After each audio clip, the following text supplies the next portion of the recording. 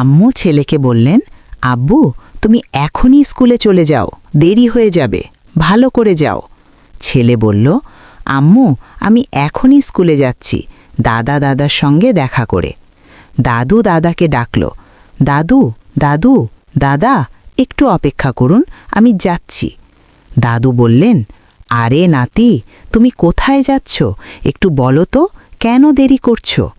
ছেলে বলল, দাদু আমি স্কুলে যাচ্ছি, কিন্তু আম্মু আমাকে মাঠে একটি আহত পাখিকে সাহায্য করতে বলেছিলেন। দাদা বললেন, শোনো আমি তোমাকে একটা গল্প বলি। ছেলে জিজ্ঞেস করল, দাদু কি গল্প?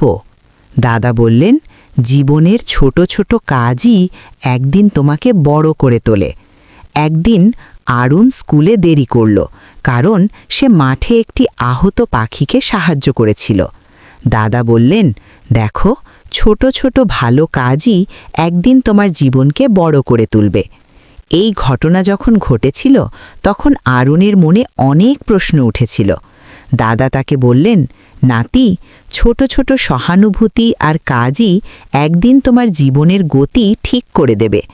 পরের দিন আরুণ স্কুলে গিয়ে দাদাকে ঘটনাটি বলল, আর শিক্ষকও তাকে বাহবা দিলেন, কারণ সে একেবারে সঠিক কাজটি করেছে। আরুণ বুঝতে পারল এই ছোট ছোট ভালো কাজই তাকে জীবনে এগিয়ে নিয়ে যাবে, আর দাদা সবসময় তার পাশে ছিলেন, তাকে সাহস জোগানোর জন্য। Thank you for watching. Subscribe to my channel.